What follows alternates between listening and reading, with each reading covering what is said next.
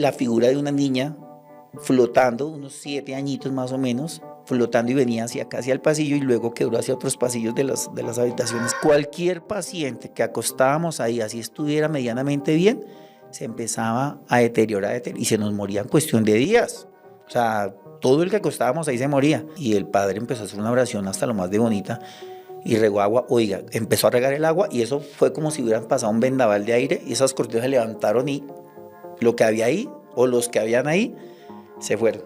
Al que él les visitaba, se morían. Teníamos un gato que a la ventana que el gatico se hacía, a los 2 o 3 días, uno de los pacientes que está en la ventilación se moría. Se ve cuando una fuerza desconecta una de las mangueras del ventilador, queda levitando en el aire y luego como que lo tiran. Cuando ya en la cabecera escuché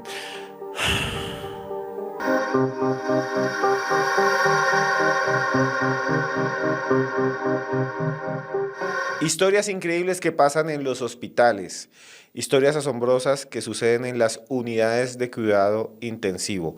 Van a escuchar cosas increíbles a continuación. Van a escuchar cosas que nunca se imaginaban, de la voz de un enfermero, de la voz de una persona que cuida a otros. Prepárense porque este video podcast va a estar increíble y tienen que verlo hasta el final, hasta el final, hasta el final. Y estamos aquí con Efren Rodríguez. Efren, muchas gracias por estar con nosotros en este video podcast. No, a ustedes por la invitación, muchas gracias. Efren, usted es enfermero. ¿A qué se dedica? ¿Dónde estudió? Cuéntenos. Bueno, yo soy enfermero profesional, egresado de la Universidad Manuela Beltrán. Tengo una maestría en Dirección y Gestión de Unidades de Enfermería y actualmente estoy haciendo un doctorado en Educación e Innovación. Y he trabajado por muchas partes aquí en Bogotá y en Cundinamarca también. ¿Y usted también es profesor?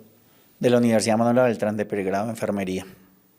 Y bueno, es un trabajo muy duro, un trabajo muy exigente. Es un trabajo que hablábamos fuera del micrófono, dura horas y horas y horas, pasa uno 36 horas trabajando sin parar. Cuéntenos un poco de su trabajo. Bueno, como docente universitario pues tengo un grupo bastante amplio. Mi rol en la parte educacional es con estudiantes en el área de cirugía, de salas de cirugía. En este caso estoy en Simón Bolívar, de lunes a miércoles, los jueves doy clases de medicina interna, farmacología. Y fuera de eso tengo un trabajo alterno en las noches en una unidad de cuidados intensivos. Mi fuerte siempre en lo asistencial fue la parte crítica, urgencias, unidad de cuidados intensivos, salas de cirugía. Más que otros servicios suaves, siempre estuve como por el lado de la acción y todavía estoy ahí. Es un trabajo muy duro, ¿verdad? Es un trabajo en el cual usted tiene que enfrentarse todo el tiempo a situaciones que son muy, muy fuertes. Uy, sí, la verdad es que sí. 24 años de trabajo en la salud me han mostrado muchísimas cosas que marcan, unas más que otras, pero siempre queda ahí la huellita de todo lo que pasa con la persona viva y con los que no están vivos ya, cosas que se han venido mostrando a lo largo de la vida y que siempre están ahí presentes. ¿Y qué cosas has vivido? La primera, que nos cuente qué cosas ha enfrentado usted, que usted diga, esto es algo en mi vida que me ha costado muchísimo pensar que puede haber sucedido. De muchas muertes de personas, de pacientes que uno tiene a lo largo de su vida, no fue la primera, pero sí la primera que me marcó muchísimo fue con una muchacha muy joven que pues nos contaba, ella llegó a urgencias, contó que iba llegando a su casa y un tipo la abordó y le dijo, ¿usted es Juanita Pérez? No sé. Y él dijo, sí, se lo mandó su sultanita y pum, pum, pum. Entonces nos las iban a salas de cirugía, allá hablando con nosotros bien, la entubamos, estábamos operando y ya estábamos terminando cuando empezó o sea, se nos empezó a ir, y veíamos que salía sangre, pero no sabíamos de dónde, y ya la habíamos operado, ya estábamos, era para terminar. Se nos murió la señora en salas de cirugía cuando la giramos, la volteamos, tenía un impacto en la espalda y ninguno, ni en urgencia se dieron cuenta, ni nosotros nos dimos cuenta. Y lo impactante fue que ella llegó contando cómo pasó, qué pasó y que había dejado un niño de 10 años. Entonces digamos que esa muerte me dolió mucho porque fuimos muchos los que estuvimos atentos a ella y ninguno se dio cuenta que tenía un impacto todavía que nadie había detectado. De la urgencia, de la rapidez. De la urgencia, de la rapidez y todo. Entonces esa primer muerte Así de ese tipo fue la que más me marcó. Entonces aprendí que la valoración de un paciente en toda la estancia tiene que ser de lado, medio lado y por todo lado. Tiene que ser perfecta. Sí, sí, sí, sí, sí. Pero todos somos seres humanos y esas cosas Sí, pasan, sobre todo en la en la urgencia. premura del salvar la vida uno corre y trata de hacer las cosas lo mejor posible, pero siempre hay fallas. Eso siempre va a pasar. Y bueno, usted lleva muchos años trabajando. ¿Qué otras cosas ha visto que a usted le parezcan Bueno, que podríamos contar y hablar aquí para que la gente sepa cómo funcionan estos hospitales en Bogotá, las cosas que la gente no sabe que suceden ahí? si lo hablamos de tipo personal, la gente no sabe las necesidades que uno a veces pasa dentro de un hospital. Uno a veces llega a un turno y con un tinto, un vaso de agua pasa todo el día. El cansancio, el estrés, el maltrato que recibe uno a veces de la gente sin que ellos sepan realmente cómo es el componente del trabajo que uno tiene ahí tan arduo. Ver compañeros que a veces están queridos de uno que sufren necesidades importantes y aún así llegan a resolver las necesidades de salud de otras personas. O sea, atrás del telón, por decirlo así, es un mundo muy duro, es un mundo muy difícil, de muchas necesidades. Pero pues digamos que uno en su afán de aportarle a la comunidad, por lo que uno estudió, las olvida, lo personal uno lo olvida y se concentra en lo ajeno, pero esas cargas pesan con el tiempo. Hay mucha presión, mucho maltrato hacia el personal de salud. Muchísimo, la verdad es que sí se ve bastante porque la gente es intolerante. Ellos creen que si no los atienden inmediatamente llegaron es que adentro uno está viendo televisión o no sé, jugando Atari o haciendo cosas, pero no se dan cuenta la carga tan pesada que uno tiene adentro. Entonces, claro, si se pasan 2, 3 horas que no los han atendido es porque creen que uno no está haciendo nada. Cuando sale uno, pues ya están cargados y uno entiende que hay dolor, que hay todo eso, pero no, digamos que uno está atendiendo personas que realmente requieren de la atención más inmediata que otros por lo del mismo del triage que hay, ¿cierto? Pero la gente desconoce eso, la gente desconoce que atrás de esa puerta hay un universo de necesidades que toda la gente tiene sentida y que nosotros estamos encargados pues en ese momento de poderlos atender y brindarles el mejor servicio, aunque digamos que dentro de todo eso lo bonito es cuando a pesar del maltrato los que uno tiene dentro se salvan y vuelven a su entorno, vuelven a sus familias, vuelven a esa sociedad y que vuelven bien, ¿no? También hay algo que la gente no entiende y es que a veces atrás de la sala de emergencias, atrás de todos esos conflictos que hay mucho esfuerzo, ¿no? Por salvar la vida, siempre, siempre por salvar a las personas. Usted, cuéntenos un caso en los cuales usted haya salvado una vida, por ejemplo. Bueno, en realidad son muchísimos, ¿no? Pero los más marcados es, por ejemplo, cuando llegan muchos pacientes al mismo tiempo de algún accidente de tránsito o algo, ¿cierto? Entonces, generalmente son dos médicos en urgencias y un enfermero profesional. Y en ese caso, en esos casos le ha tocado a uno llegar a intubar al paciente, o sea, un médico se encarga de un paciente, el otro del otro paciente, y un tercero o un cuarto le toca a uno ya entrar a tomar decisiones también sobre esas personas. Eh, pero así importante, marcan muchos, ¿no? Pero en Corpas, yo era el coordinador hospitalario de allá y alguna vez me tocó hacer un turno a la noche, no recuerdo exactamente por qué, y en la madrugada, 3 de la mañana, un señor venía con su esposa y su niña en una bicicleta. Fueron a adelantar y venía otro bus y lo levantó a los tres. Entonces nos llegó la señora muerta, la niña muerta y el señor llegó sumamente destrozado. Y los médicos estaban en ese momento, se me habían ido del servicio y mientras que los buscaban a ver dónde estaban, porque eran las 3 de la mañana, a esa hora no espera uno un impacto de esos, ¿no? Entonces a mí me tocó intubar al paciente, montarle toda la parte de medicamentos, mejor dicho, montarle toda la unidad de cuidados intensivos ahí en urgencias, mientras llegaron ellos y eso es relevante porque no es la tarea de uno, es la tarea del médico. Pero digamos que uno en su profesión aprende a hacer eso y cuando lo tiene que sacar a flote lo saca bien. Y al final el señor, Se murió, pero a los 2 días. No, es que hizo un politrauma terrible, trauma abdominal, trauma de tórax. Entonces lo estabilizamos y lo tuvimos ahí en la UCI, pero pues sabíamos que no tenía muchas posibilidades. y alguien que se haya salvado gracias a usted. Un niño que nos llegó en en estatus convulsivo y nos hizo parada, entonces nos tocó reanimarlo también. Eh, Hicimos todo lo que se podía hacer con el niño hasta que lo sacamos. Y ese niño después, como a los 2 años, me lo llevó la mamá para que conociera quién era la persona que lo había recibido en primera instancia y quién fue el que le puso a funcionar otra vez ese corazón. Eso fue un momento muy bonito con ese niño. De hecho, lo supe de ese niño como 2 años después, juicioso, futbolista y todo. Y usted se encontró con ese niño después. ¿Y qué le dijo la mamá? No, él me abrazaba como si fuera parte de la familia el niño y la señora también. Muy queridos, muy queridos. Pero pues digamos que ese niño, como fue algo inesperado para uno salvar una vida así, más de un pequeñito, le deja unas enseñanzas bonitas, ¿no? De que la vida vale la pena, de que cada esfuerzo, cada segundo que uno luche por esa vida es importante y es muy valioso. Porque ahí no es de horas ni de días, es de segundos, cada segundo cuenta.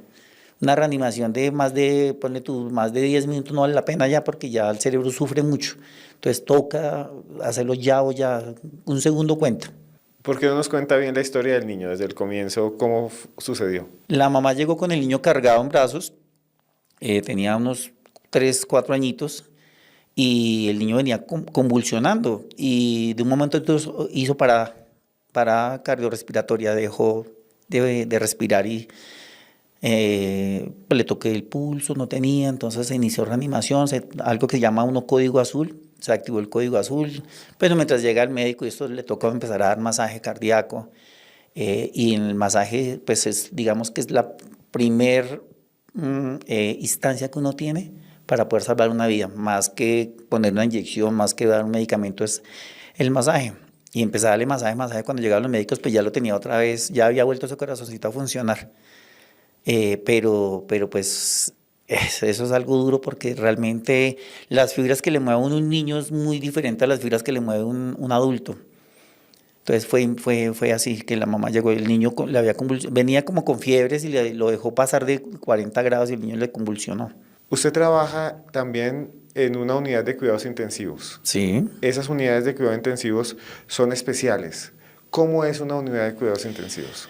Bueno, una unidad de cuidados intensivos tiene mucha demanda de energía, muchísima demanda de energía porque es un paciente que requiere toda la asistencia a vida y por haber, o sea, paciente que requiere atención cotidiana en las actividades de vida diaria, vida cotidiana, hay que hacer todo por él, desde la misma pañaleada al baño, o sea, todo hay que hacérselo.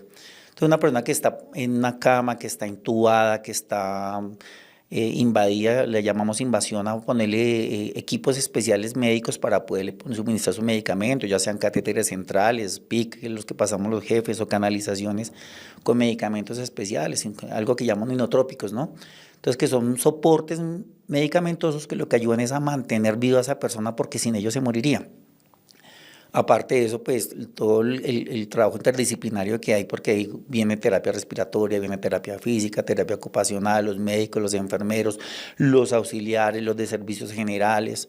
O sea, es un complemento de trabajo en equipo muy, muy grande. Requieren mucha dinámica porque todo el tiempo con ellos es haga. Entonces, como son medicamentos que se preparan, uno sabe que hay medicamentos que le duran 3 4 horas y toca cambiarlos o montarlos. Entonces, todo el tiempo es haga. Es una rutina bien dura. Pero es muy bonito cuando esa persona ya sale de esa crisis, que ya se logran extubar y que empieza un proceso de recuperación. Y cuando ya salen por esas puertas para sus casas con sus familias, eso es muy gratificante. La salud no paga bien en cuanto a la parte económica. No digo que sea malo, no pagan bien. Pero el pago que uno recibe es ver que esa persona todavía puede volver a compartir con su familia, con sus hijos, con sus esposas, con sus seres queridos. Eso es importantísimo. Y realmente el pago es, más que lo económico, es el pago emocional que uno tiene por eso. Es muy bonito. Y en las clínicas y en los hospitales se habla muchísimo también de que hay algo que sucede que es parte de la cotidianidad, porque muchas de las personas que trabajan ahí sienten que es cotidiano, pero para el resto de personas tal vez no lo sea, que son estos fenómenos que muchos consideran paranormales o que muchos consideran también leyendas, otros consideran simplemente cosas que pasan. porque así nos dicen muchos, es que pasan cosas en los hospitales. ¿Qué pasa en los hospitales? Si hay algo que me ha enseñado en la vida es que esto no le pasa a todo el mundo. Hay personas que como que tienen cierta energía más que otras para poderlo vivir y sentirlo y poderlo proyectar, ¿no? Yo desde pequeño siempre he tenido esa energía para llamar esas cosas, desde muy pequeño, cosas personales y en mi trabajo sí que las he vivido, ella. Entonces, ¿qué te puedo decir? Mi primera experiencia como trabajador de salud fue en el Hospital San José Centro. Cuando yo tenía un trabajo pequeño, yo era auxiliar de enfermería en esa primera estancia y yo trabajaba en un área que se llama Central de Esterilización. Es un cuarto inmenso, un cuarto grandísimo. Y resulta que yo empecé a trabajar ahí en las noches. Mi primer contacto con ese ente que había ahí, porque no era dañino, pero sí era travieso, estaba yo un día haciendo unos empaques y al lado había un compresero, como una caneca grande con rodachinas y lo tenía del lado izquierdo mío y sobre la mesa. Y al lado derecho hay unos ventanales grandísimos. Ponle tú 1 de la mañana, yo estaba ahí juicioso cuando escuché que golpearon el vidrio duro como si se hubiera estrellado un ave o alguna piedra. Yo giré la cabeza a mirar así cuando dije, ve tan raro, cuando volteó a mirar y el compresor iba caminando y solito iba rodando de para allá y yo, oh, venga para acá. Entonces lo corrí tras para acá y me asusté, pero dije, no va a pasar nada, no puedo salir corriendo. Esa fue como una primera experiencia. Luego empecé a escuchar ruidos, como allá los lavados de materiales, todo en aluminio, ¿cierto? Pues claro, aluminio con aluminio suena durísimo, entonces yo a veces estaba en el área de secado y cuando escuchaba que descargaban allá, yo decía, salieron de cirugía y pusieron material contaminado y salí a mirar, todo apagado, todo callado, no había nada, pero tú escuchabas los ruidos durísimo. Me movían cosas, me escondían cosas. Llegó el momento en que una vez estaba yo de espalda a una de las autoclaves y la voz de un hombre grave me dijo buenas noches y yo estaba metiendo unos equipos y dije buenas noches, pues en lo que lo metí giré la casa conmigo. Ay, por Dios, aquí no hay nadie. Y no había espacio pequeño, parece que es que salió corriendo, se escondió porque era una bodega inmensa. Le contesté la primera vez a ese ente que había ahí. Otra experiencia ahí fue, estaba encargando yo unos equipos y atrás de esa pared hay una sala que se llama la sala de ortopedia, que es una sala muy grande, y escuché que lloró un bebé. Entonces yo dije, subieron un expulsivo. Pensé yo, dije, uy, subieron un expulsivo, pero dije yo, pero si es que maternidad no es acá, maternidad es en el primer piso al fondo. Pues dije, bueno, de pronto subió una cesárea, algo pasó. Terminé de cuadrar las cosas, salí y empecé a darle toda la vuelta a las salas y todo apagado, todo apagado. Y yo, ve. Entonces llegué a la jefe y le dije, Marcelita, yo escuché que lloró un bebé, fue que subieron algún expulsivo. Él me dijo, ¿dónde lo escuchaste? Le dije, en la sala. Me dijo, no te preocupes, ahí todo el mundo lo hemos escuchado. Pero un bebé recién nacido, o sea, el llanto de un bebé recién nacido. Literal. Nada, me dijo, no te preocupes, todo lo hemos visto. Digamos que dentro de esa central lo escuchaba todo el tiempo. Me movía cosas, tú ponías algo acá y girabas y volteabas y ya no estaba. Y a veces yo era muy colérico, entonces discutía y alegaba yo solo. Y, bueno, y al rato aparecía ahí, en el mismo sitio donde lo había dejado. Un día yo llegué, de esos que se está como de mal genio, con el Tavares al revés, digo yo. Entonces algo me hizo, algo me tumbó. Y me acuerdo y dije, uy, no me joda más, vaya a joder a los de afuera. Y se cayó. Como al mes, pues duró muchas semanas que no lo sentía. Y un día yo dije, pero ahí sí hice el cuento de Bocón, dije, y que se enojó tanto que no se volvió a manifestar. Y había un cuartico muy pequeño que le llamamos el cuarto del Esterrat. Y había unos estantes con todo lo que estaba estéril. Y botó todo. O sea, aquí estoy, míreme. Y me botó todo. Pues, o sea, cosas muy evidentes, ¿no? Entonces me tocó ponerme a recoger y acá. Y yo, y Dios mío, ¿para qué me puse a abrir la boca? Ese es el Hospital San José Centro. Usted vivió esto. ¿Alguna vez pudo ver a este ente o a esta entidad? No, sentirlo, escucharlo, lo que te cuento que le contesté, lo que sí una vez veníamos, ya yo no estaba en la central de esterilización, ya me habían dejado entrar a salas de cirugía y hubo una intubación de una paciente muy complicada en urgencias y la anestesióloga esa noche me pidió el favor que la acompañara.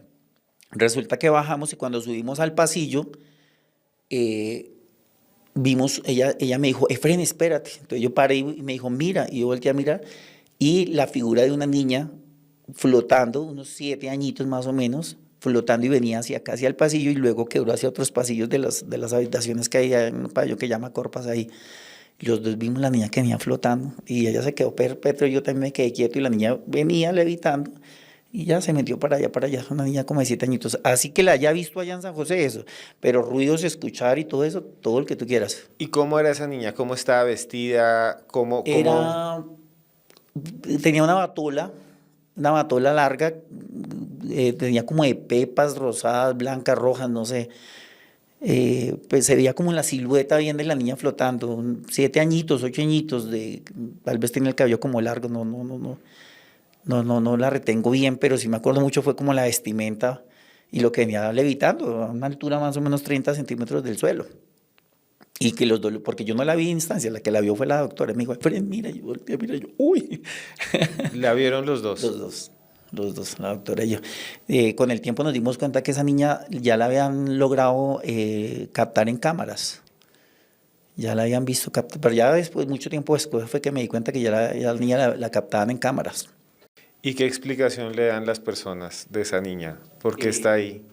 pues es que ese hospital es tan viejo, tan viejo, tan viejo, que hay tanta gente que ha muerto ahí que seguramente esa niña falleció ahí.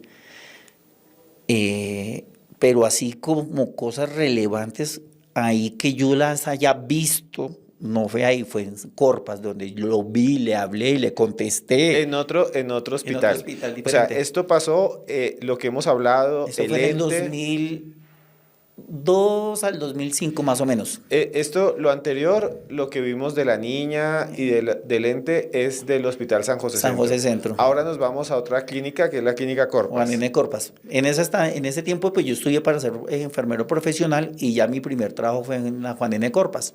¿Que dónde queda la clínica como para Esa los que clínica de no? Juan N. Corpas queda donde está el hospital de Suba, 5 minutos como a la salida hacia Cota. Sí, son como 5 minutos más allá del hospital de Suba, ya saliendo hacia Cota. Eso es que aislado. Esa clínica empezó como una clínica psiquiátrica en su historia, en su momento, y luego evolucionó a lo que es una clínica a hoy hospital universitario. Y usted llegó a trabajar allí. Fue mi primer trabajo como enfermero profesional. Resulta que allá en diciembre, no recuerdo si fue el primer diciembre que estuvo el segundo diciembre, eh, salía mucha gente para su casa, les daban de alta, ¿cierto? Para que estuvieran en las fechas especiales. Y allá los pasillos es un cuadrado y los pasillos son largos. Entonces, yo tenía 3 pacientes en ese servicio de quirúrgicas, 3 nomás, y eran 17 habitaciones. Y las de este lado, mano izquierda, estaban todas desocupadas, desinfectadas, listas, limpias.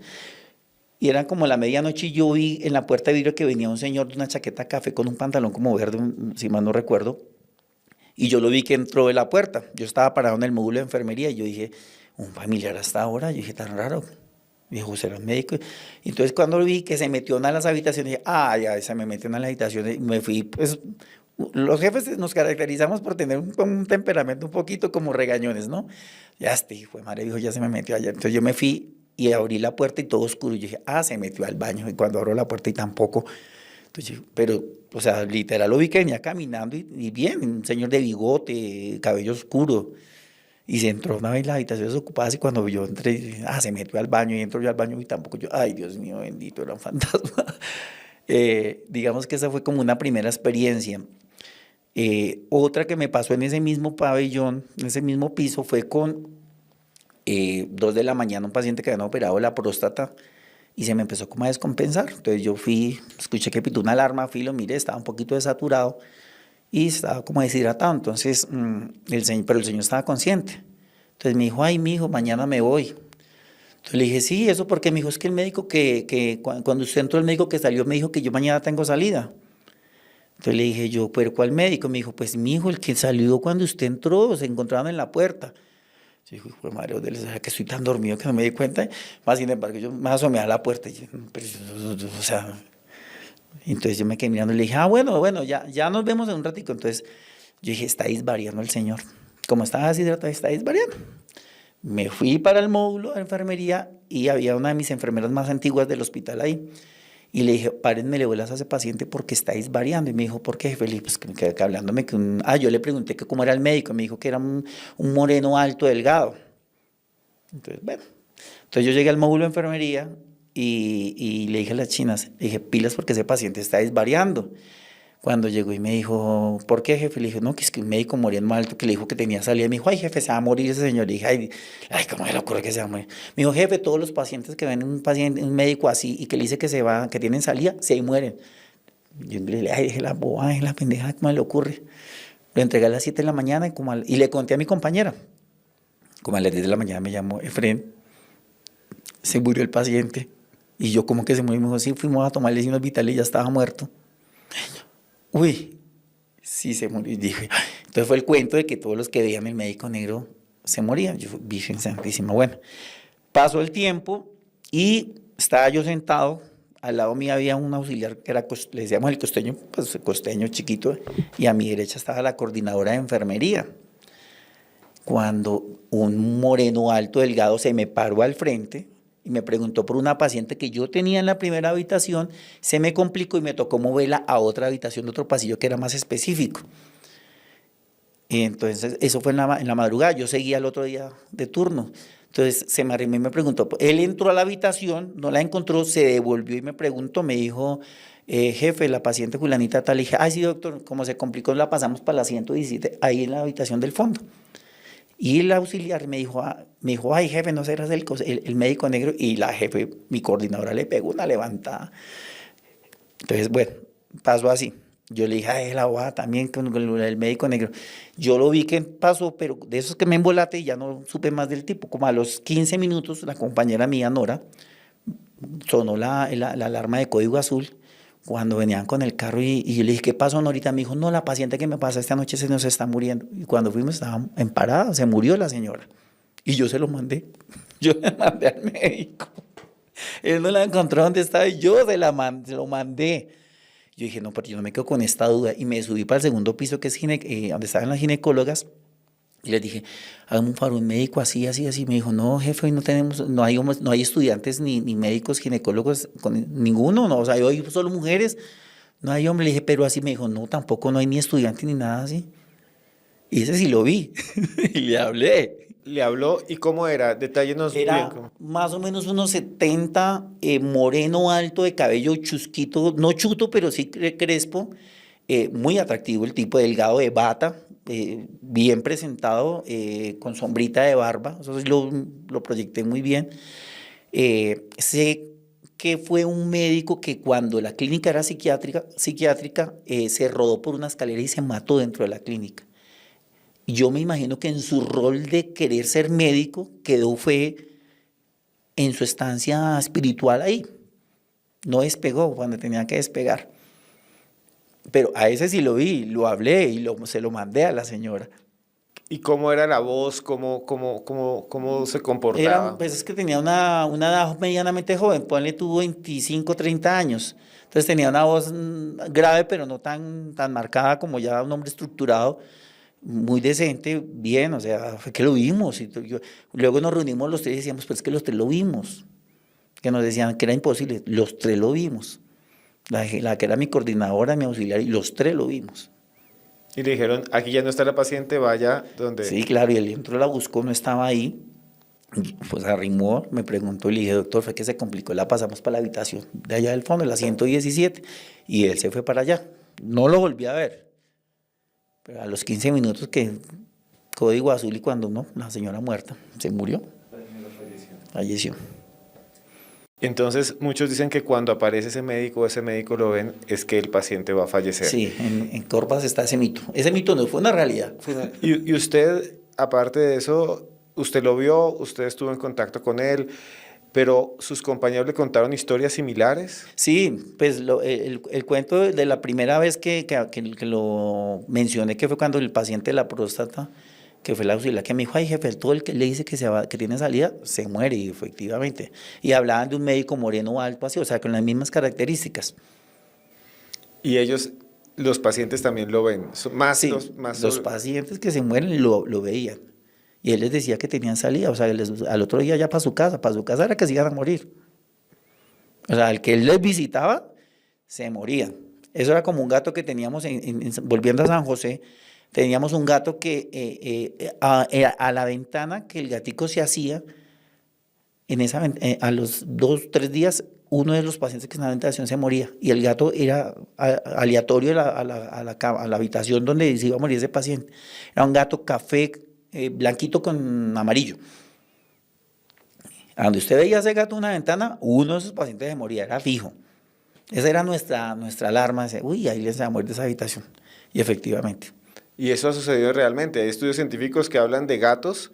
Hay uno muy famoso, Oscar, le llamaban así, en los Estados Unidos, que efectivamente iba donde el paciente iba a fallecer. O sea, es algo que está, en este caso, es una realidad, esto de los gatos. Pero recuerdo también que una compañera suya, Andrea, profesora universitaria también y enfermera, nos contaba que ella había tenido una experiencia en las salas de cuidado intensivo también cuando aparecían moscas, que cuando ella estaba allí aparecía una mosca generalmente alrededor de un paciente y era que ese paciente iba a fallecer.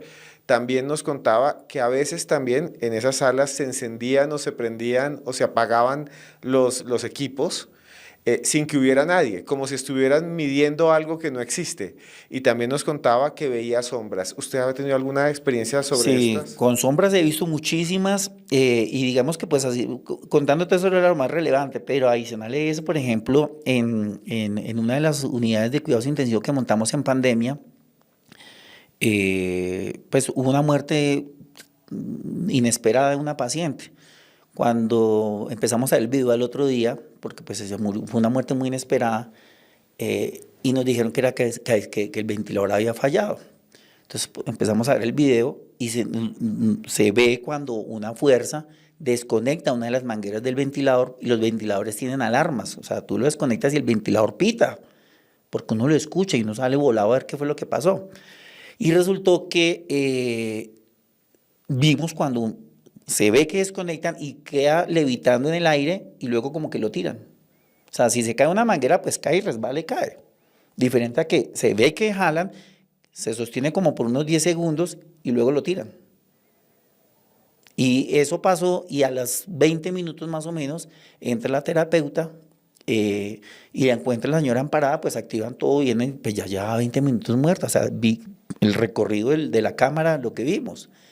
Pero sí, no se ve la silueta, pero sí se ve cuando jala la manguera del ventilador, la sostiene y luego la tira. La alarma del ventilador nunca funcionó, nunca pitó, nadie se dio cuenta. Era como si quisiera realmente quitarle la vida a esa persona que estaba ahí. Al otro día el ventilador, pues obviamente llegaron los biomédicos, lo revisaron, se desconectaba y sonaba esa alarma durísimo. O sea, fue una cosa impresionantemente rara porque pues no se manifestó la alarma por ningún lado, pero sí se ve como lo desconectó. Eso por un lado. En la clínica donde trabajo actualmente, venía yo caminando y había una pacientica, una muchacha jovencita, muy bonita, que ella tuvo un trauma craneoencefálico en moto, iba con el novio y iba de pato y se accidentaron y pues la que llevó el bulto fue la china, muy bonita esa niña. Entonces yo pasé hacia el pasillo y vi una enfermera de pie al lado de la cama de ella, pero pues yo alcancé a ver como unos disparos, ¿quién? ¿Pero cuál enfermo? Como que traté de mirar quién era la que estaba. Yo dije, ¿pero quién está con esta niña? Cuando me devolví y me asomé a la habitación, ya no estaba. Pero sí era una enfermera parada al lado de ella, vestida de blanco, no de espalda, nunca le vi la cara. Por eso me causó curiosidad, porque yo dije, ¿pero quién es la que está con esta? Y me devolví, ya no estaba, pero 10 pasos no son mucho tiempo. Y más con esas zancadas que yo tengo. Camino muy rápido. Sombras, todas las que usted quiera. De noche, ruidos, sombras, lamentos. En la clínica San Carlos, que yo trabajé una temporada ya en urgencias de San Carlos, para pasar a los pacientes de urgencias a la unidad de cuidados intensivos había que pasar como una cuadra de un pasillo larguísimo, de un túnel en un segundo piso. Un puente, pero era como un túnel. Oye, usted en ese puente a la madrugada usted escuchaba lamentos los que quisiera. Y no era el ruido, era un lamento de llanto, de dolor, de Entonces, para pasar nosotros país nos pasábamos engallada, porque el que pasara solo se moría del susto. Cuando uno es nuevo y no conoce, ¿cierto? Entonces se la hacen. Ay, lleva esto a la UCI que nos faltó llevar esto. Y uno pues todo lindo, todo comprometido con su trabajo, cuando empieza uno a pasar ese pasillo y es como una cuadra de largo. Y empiezan a escuchar eso, pero lamento de dolor, eso se le pone a uno la piel de gallina impresionante. Allá en San Carlos escuchaba mucho de eso, mucho lamento, mucho de dolor, sombras muchísimas. A lo largo de mi vida he visto muchísimas sombras, y no solamente en el trabajo, en mi casa, digamos que a nivel personal muchísimas cosas me han pasado, pero en mi trabajo sí he visto muchas, muchas cosas. Bueno, en Corpas me pasó también en la unidad de cuidados intensivos de Corpas, cuando estaban las viejitas. Esa noche hice un turno también allá y yo escuchaba a una señora que hablaba al pie de una de las camas. Yo creí que era una de mis auxiliares que estaba haciendo una oración o hablando con la paciente, porque esa estaba como medita, no se veía mucho. Cuando me pongo yo a mirar la cámara y cuando veo yo una silueta ahí, como una sombra, y cuando me asomaba y yo no la veía y volví a mirar a la cámara y veía la silueta y una sombra haciéndole como una especie de oración a la señora que estaba ahí. ¿Cómo así? ¿Me no lo puedes escribir? Sí, era una silueta, una mujer baja, ponle tú unos 50, pero yo me asomaba a la cama y no veía, miraba la cámara y la veía, la silueta de la señora. Y se escuchaba la voz, pero yo pensé que era una de mis auxiliares, como ellas tienen que olear trapo y todo eso para dejarlo listo para el otro día. Y hay algunas que les gusta hacer oración delante de los pacientes, porque uno las ve, a veces le dicen, ay, venga jefe, camine, le hacemos oración a la señora para que se muera tranquila o cosas así. Entonces yo escuchaba, y dije, bueno, cuando vuelvo a mirar la cámara y me asomo y nada, y vuelvo y miro la cámara y vuelvo y me asomo y nada, pero sí escuchaba la oración, no identifico las palabras, pero sí era como una oración porque se sentía bonito, no era ni que era feo. Cuando hay energías negativas, se siente como esa carga, como esa vibra, pero cuando las energías de lo que está ahí son limpias, bonitas, se siente más bien como tranquilidad, no se siente como ese afán, como esa angustia, como ese susto. Se habla mucho también no solo de estos espíritus negativos, de sombras, de estos doctores, por ejemplo, que anuncian la muerte, sino también se habla de cosas que son curaciones milagrosas. Por ejemplo, mucha gente dice que va a José Gregorio Hernández o la monja que cuida a las personas, o alguien que dice, vino una monja y me hizo la curación y se fue, o gente que realmente dice, vi un ángel que vino y me visitó y después fallecen tranquilos. ¿Conoce historias de estas que son más positivas que negativas? Bueno, pues realmente son más negativas porque el tal cuento con el San Gregorio, en mi casa le sacaron mucha plata a mi papá con eso. Papá murió de un cáncer cerebral en el año 97 y mi papá tal vez en su afán de sanarse visitó muchas de esas señoras que decían que hablaban con San Gregorio y de hecho le hacían poner un platón y entonces llegaban y le acostaban una sábana blanca, todo blanco en la habitación, velas por acá, velas por allá, un platón de agua, toallas blancas, sábanas blancas, todo blanco.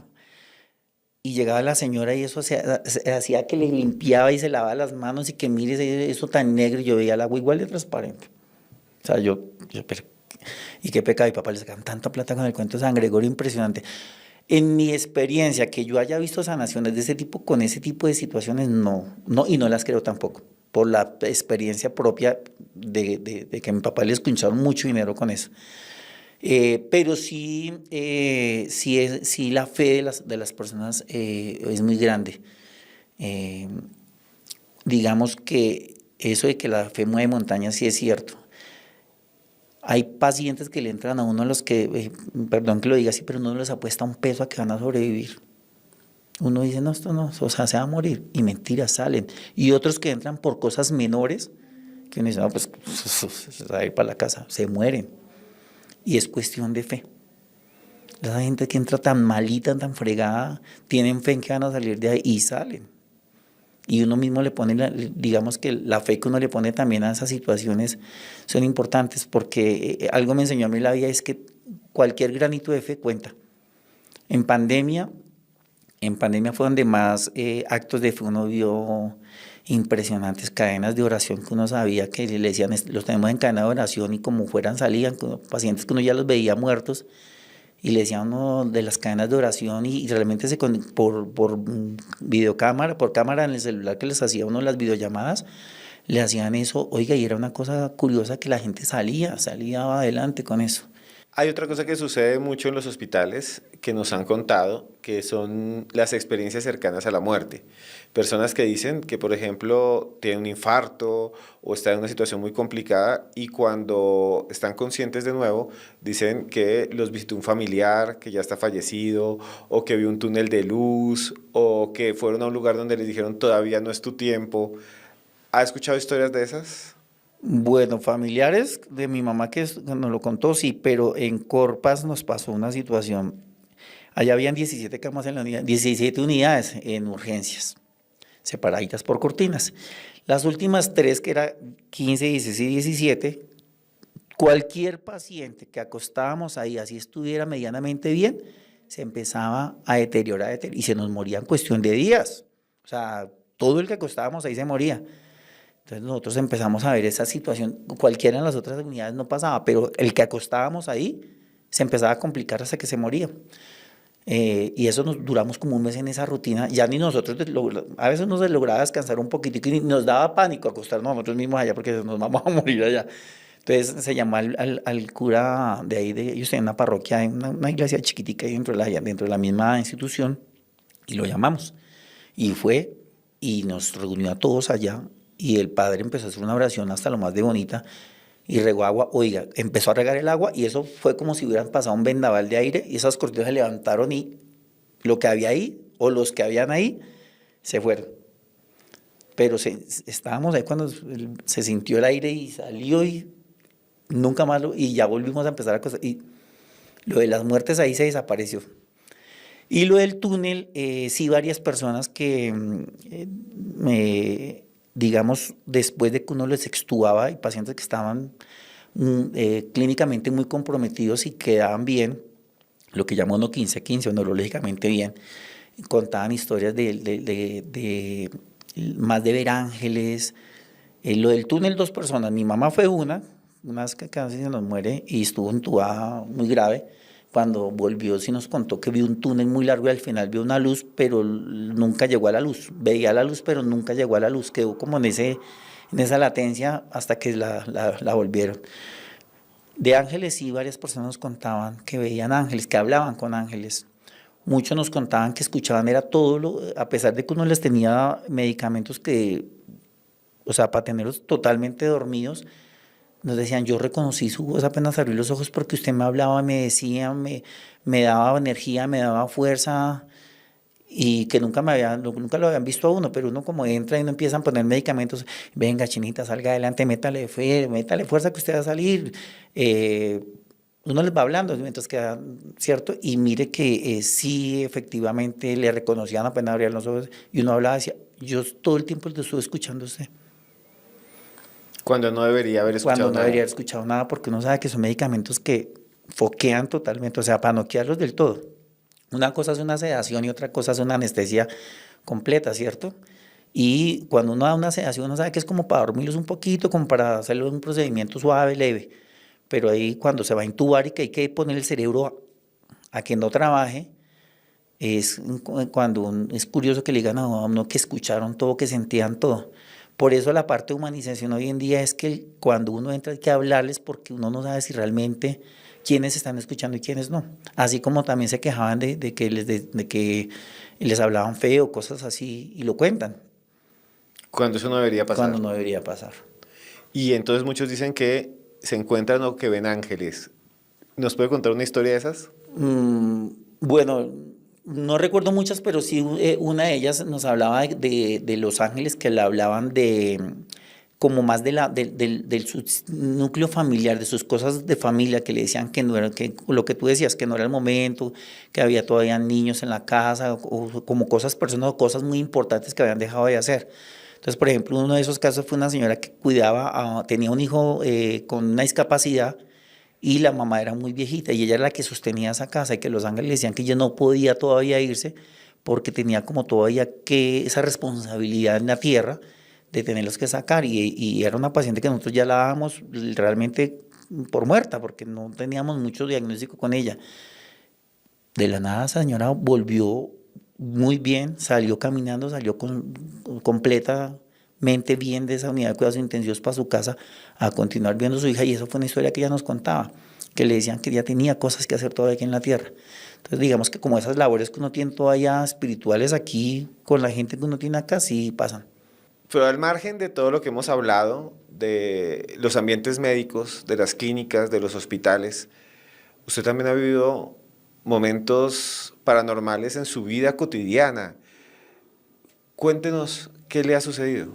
Cuando yo tenía 4 años, tuve una hermana de 18 meses que murió infartada.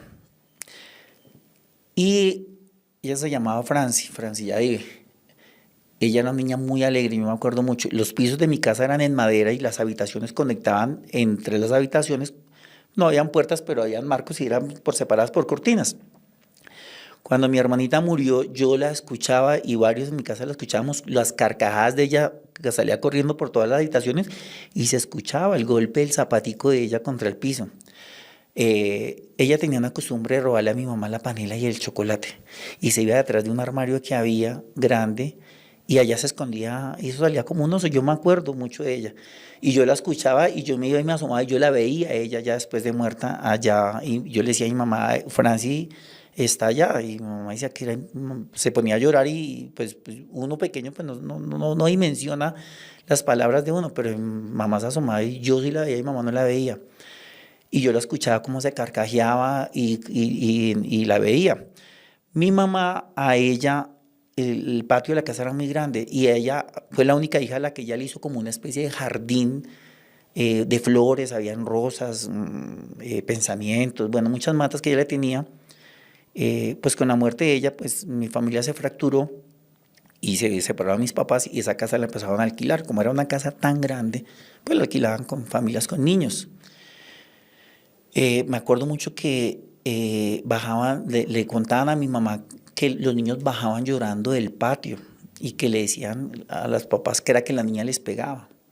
Entonces salían los papás a ver al patio que cuál niña, y pues que la niña, que la que está entre las matas y que cuál niña, si es que ahí no hay niñas. Y que la niña les decía que se fueran con ellos, que se fueran con ella.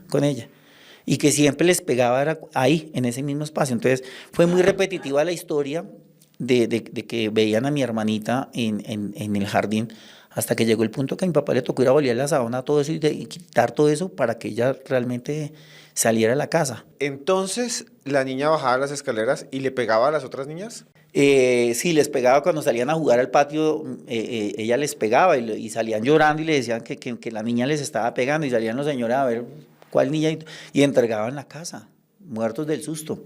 Entonces la solución fue que mi papá fuera y le volviera a sábana todo el espacio del jardín que había y ya dejó de aparecerse ahí y ya pudieron alquilar la casa más tranquilos. Pero bueno, yo la escuché hasta cuando viví pues realmente dentro de la casa, ya después no la sentía muchas veces cuando se carcajeaba, pero pues yo en ese momento no sabía si era producto de mi imaginación o algún tipo de conciencia que tuviera yo con ella. Pero sí en la casa cuando estuve ahí, yo sí la vi en muchas ocasiones y la escuchaba y el zapateo y cuando salía carcajeándose, porque era una niña muy alegre, a Franci. Y digamos que esa fue de pequeño y unos 2 añitos más tarde, no sé si de pronto algunas vez van a la vereda Corinto en Santander del Sur y preguntan por Paco, el niño que fue robado por una bruja, por las brujas, ese fui yo. ¿En qué municipio? En la vereda Corintios. ¿De qué pueblo? Santander del Sur, en Puente Nacional. En Puente Nacional. En la vereda Corintios. ¿Cómo fue esa historia? Yo tengo un hermano que pues fue fuera del matrimonio, hijo de mi mamá con una persona diferente a mi papá, y él lo criaban los abuelos de él. Y mi mamá pues nos llevaba a nosotros los hijos, a uno de los mayores siempre. Bueno, los mayores no, de los 3 que habían, viajaba con algunos siempre. Yo me acuerdo que esa vez llegamos allá, a Santander, por la mañana y yo me acuerdo mucho de la ropa que llevaba, que me habían comprado un overol en pana azul, con una chaqueta azul de rayas rojas con blancas aquí en la manga y cachucha azulita de mallita atrás y iban tenis. Me acuerdo mucho de esa ropa. Y llegamos a la casa y eso fue muy temprano. Mi hermano, pues él es mayor que yo 2 años, lo mandaron a hacer algo con el ganado y yo me fui detrás de él. Y había que bajar una andadita y subir a una mesetica ahí al frente de la finca. Y mi hermano pues era grosero, y pues yo pequeño, 6 añitos, era casi santo en ese momento. Y él dijo alguna grosería, no sé qué fue lo que dijo, y yo le dije, ay, voy a decirle a mi mamá, uno todo bocón, ¿no? Y yo me acuerdo que me devolví para la casa, pero yo empecé fue a ver un camino muy bonito, lleno de flores o sea, me desconectó de la realidad de la finca. Yo me acuerdo era que caminaba y caminaba y caminaba y caminaba, pero pues en mi memoria está eso. Resulta que cuando empezaban a buscarme no me encontraban, no me encontraban. Y de la finca a donde me encontraron, eso es una cordillera que da ya casi con el Tolima, que es como de aquí, no sé, o sea, son muchos kilómetros. Y me encontraron a la mitad de la cordillera, entre unos zarzales colgado, ya a la madrugada. El cuento es que allá el tío de mi hermano, Gustavo, a él lo perseguía una vieja que decían que era bruja, ¿cierto? Entonces, la vieja era celosa cuando mi mamá iba y les hacía maldades, o sea, les hacía cosas dentro de la casa, pero esa vez me cargó fue a mí. Entonces, cuando ya me desaparecí, pues con todos los de las fincas cercanas, con perros de casa y todo, olfateándome y todo, y me encontraron a la madrugada, por allá entre unos zarzales, yo no me acuerdo sino de cuando ya llegaron ellos, pero yo no me acuerdo de nada feo. O sea, yo no vi nada feo. Pero cuando ya después grande volví a Santander, mi hermano me mostró dónde me encontraron. Y un niño de 6 años es imposible haber llegado a semejante cordillera tan lejos y haber subido todo eso porque estaba a la mitad de la cordillera. Y mi mamá me contaba que había caído una tempestad terrible por allá en esa época, en ese momento, y que me encontraron sequito, sin barro, sin nada, o sea, impecable. Como llegué, me encontraron. Y que el cuento fue que ella me dejó ver, para que me encontraran fue porque la amenazaron de que si no me soltaba o que si no aparecía yo, le iban a meter candela a ella y a todos los que vivían con ella. Y que eso fue inmediato, que los perros ya me olfatearon y lograron llegar hasta donde me tenía metido allá entre unos zarzales. Yo tenía 6 años. Me acuerdo de todo el panorama del campo, flores, matas, verde, animales. No me acuerdo haber visto nada feo, porque para que podrían no mentiras yo decir que es que sí vi algo feo o sentí algún dolor, no nada. Pero ya cuando ya más grandecito fui y conocí el sitio, yo digo, "Ay, Dios mío, impresionante dónde me llevó esa señora, en eso, pues decían que era una bruja, ¿no? Pero sí había el cuento con la tal bruja esta de que les hacía maldades en la casa porque ella gustaba del tío de mi hermano. ¿Cómo estaba usted colgado? Porque es muy extraño que alguien lo cuelguen, o sea, lo tenían amarrado. ¿Cómo lo habían colgado a algo tan alto? Pues mi mamá dice que me tenía amarrado entre unos bejucos, como levitando como en la mitad de unos árboles. Yo no lo retengo porque no lo vi, pero mi mamá, que fue la que vivió su situación conmigo y todas esas personas, porque de hecho cuando yo ya volví ya grandecito, fueron a visitarme los señores que ayudaron a la búsqueda y me decían que era increíble cómo había crecido de harto y me mostraban, mire, mijo, allá fue que lo bajamos, con la punta de perro lo encontramos allá arriba. O sea, la gente me reconoció ya después grande y decían, ay, llegó Paco, el que le robaron las brujas. Pero mamá dice que me encontraba fue entre un zarzal por allá colgado unos bejucos, pero bien, que me encontraron limpio, perfecto, impecable después de haber caído una tormenta de agua impresionante. Yo lo que sí recuerdo es el ladrido de los perros, eso sí lo recuerdo muy claro, muy claro. El latido de los perros lo recuerdo totalmente. Y Efren, todas estas vivencias son realmente impresionantes, pero quiero hacerle una pregunta que hace rato quería hacerle. Nos ha hablado de cosas increíbles en su vida. Quiero que nos cuente algo que no nos haya dicho, que para usted haya sido algo realmente asombroso, algo que no nos haya contado y que yo estoy seguro usted guarda y que sea realmente impactante y que haya sido realmente algo que lo haya hecho cambiar su vida. Realmente yo, por parte de mi mamá, tenía un tío que él falleció hace muchos años ya, por una Semana Santa, Y yo siempre fui un sobrino muy apegado a él. Yo viajaba mucho a Valle, Bogotá, Bogotá, Valle, y siempre me quedaba con mi tío. Iba esa noche en la casa de él, lo escuchaba, lo veía llorar viendo sus partidos del Quindío porque era hincha terrible del Quindío.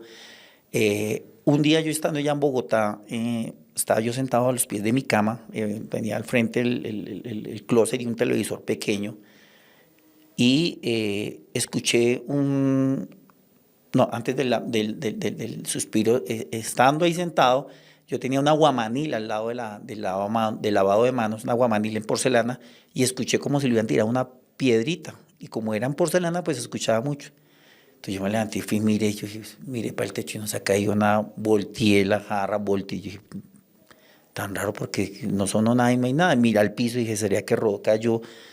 Y dije, bueno, es tan raro. Me senté otra vez, estaba viendo un programa, cuando ahí en la cabecera escuché, yo dije, uy, mierda, ¿quién se murió? Dije, alguien se murió. A los 10 minutos me llamó mi primo. No, primo, para avisarte, mi papá acaba de fallecer. Yo, wow. Fue duro porque pues para mí era un personaje muy importante en mi vida y vino y se despidió de mí. Se despidió de mí mi tío Rafita, era futbolista. Murió en la cancha de fútbol, en lo que le gustaba, en lo que le apasionaba. Estaba jugando y se desplomó y estaba infartado. Pero fue y se despidió de mí. Digamos que fue una cosa muy íntima con él y pocas veces la comento porque pues me toca fibras, pero pues digamos con que para el cierre es algo bonito de poder contar y poderlo compartir. Efren, de verdad estoy muy, muy impactado por todo lo que nos ha contado. Y también quiero decir que valoramos mucho su trabajo, porque el trabajo que ustedes hacen en las unidades de cuidado intensivo, en los hospitales, en las clínicas, salva la vida de las personas. Y lo más importante que tenemos nosotros como seres humanos, lo único es la vida, porque no nos vamos a llevar nada a la tumba, porque el orgullo, porque la rabia, porque los malos sentimientos se acaban con la vida. Y sea usted rico o sea pobre, se va a enfermar. Y sea usted rico o sea pobre, si alguien lo cuida, alguien como usted sale adelante y puede disfrutar un tiempo más en la vida. Yo quiero que hagamos una reflexión sobre eso y que nos cuente qué es lo más bonito de su trabajo y qué es lo más bello que usted ha vivido en ese esfuerzo tan grande que hace para ayudar a los demás. Bueno, realmente tantos años de labor, uno sacrifica a la familia de uno todos los santos días por estar cuidando la salud y la vida de personas que seguramente nunca más vuelve a ver, ¿no? Entonces, lo que te decía hace un rato, gratificante es saber que esas personas que llegaron apostando sus vidas a un desconocido y la sueltan, nos sueltan sus más íntimas situaciones y nosotros tenemos la obligación y la responsabilidad sentida de sacarlos adelante, de quitarles el dolor, de quitarles las molestias, de darles como ese confort y ese amor que uno le niega a su familia para dárselo a unos segundos, a unos terceros que son totalmente desconocidos, pero ese amor es muy retribuido en la felicidad que uno da a su trabajo. Yo soy feliz en mi trabajo, yo soy un enfermero que puede decir que amo mi profesión, la adoro a tiempo completo. Y a mis estudiantes yo les enseño eso, el amor por las personas. Uno sacrifica lo propio de uno, pero lo brinda con amor a los que realmente llegan y necesitan de ese amor en ese momento de dolor, en ese momento de llanto, en ese momento de que se sienten tan vulnerables, que realmente la vulnerabilidad de una persona le deja a uno mucho sentido de pertinencia de saber que hay que sacarlo de ahí, que hay que sacarlo bien. Entonces, eso es algo que es valioso y es bonito, ¿no? Se vuelve uno muy humano con ellos. Efren, muchas gracias por estar en Historias Paranormales con Esteban A Cruz. ustedes por la invitación, muchísimas gracias, Esteban. Fue un verdadero placer. Hemos terminado otro capítulo de Historias Paranormales con Esteban Cruz. Quisiera hacer unas reflexiones finales antes de que termináramos, porque cuando escuchaba a Efren pensaba en la vida que tenemos todos, en el valor de la vida.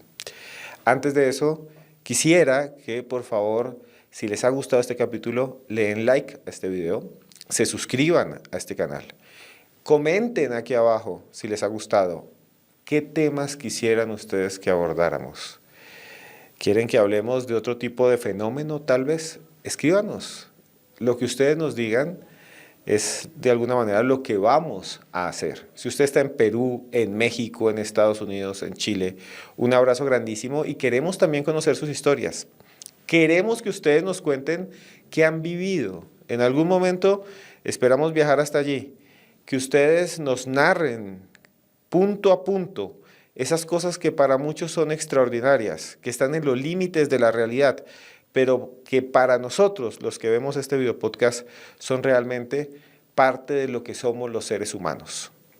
Y al final, los seres humanos somos sentimientos, somos carne, somos también algo que nosotros llamaríamos tal vez alma, espíritu. Quisiera hacer esta reflexión final, ahora sí, sobre lo que escuchamos hoy. Y es que solo tenemos una vida, solo hay una vida. Tal vez haya una vida en el más allá, tal vez haya una vida espiritual, pero a esta tierra no vamos a volver físicamente, al menos físicamente, en carne y hueso. Y esa vida es la que tenemos que aprovechar. Esa vida, junto con nuestros seres queridos, con nuestros padres, con la gente que amamos, es la que tenemos que aprovechar. Si usted tiene algún problema, va a ver que cuando llegue a un hospital, ese problema se vuelve pequeño. Que tiene una deuda, que tiene una enemistad, que peleó con su pareja, que se le perdió algo. ¿Cuántas personas no se enojan porque se les pierde algo en la casa? Se le perdió el control remoto del televisor, no encuentra el celular. Le robaron una maleta donde tenía algo importante. Esos son problemas pequeñitos cuando usted llega a una clínica y está enfermo. Esos son problemas que no tienen importancia. Y eso es lo que tenemos que darnos cuenta todos los días. Si usted tiene un problema así, tranquilo, se va a solucionar. Si le robaron un teléfono, va a comprarse uno. Si tiene un problema con su pareja, lo puede dialogar, lo puede solucionar. Si usted tiene un amigo con el cual hace rato no habla, puede llamarlo ya mismo. Ya mismo le puede enviar un mensaje a su papá o a su mamá que está en otro país. Pero cuando llega a una clínica, se va a dar cuenta que esas cosas las debió haber hecho antes, las debió haber hecho en algún momento de su vida. No esperemos llegar hasta allá. No esperemos llegar a reflexionar en ese punto, porque a mí me operaron hace poco y eso fue lo que pensé. Puede hacerlo hoy. Es el momento. Es el momento. No se preocupe por esas cosas pequeñas que tienen solución. Viva la vida y vívala bien. Ese es el mensaje que le damos después de haber escuchado a Efrén. Y yo quiero decirles a ustedes simplemente que aquí en este podcast de Historias Paranormales, nosotros le deseamos a usted que le vaya bien. Le decimos que todo lo que usted quiera, bueno, lo consiga. Con trabajo, con disciplina. Porque aquí, nosotros, grabando este video, queremos que a usted, simplemente en la vida, todo le vaya bonito. Porque nosotros a usted lo queremos mucho.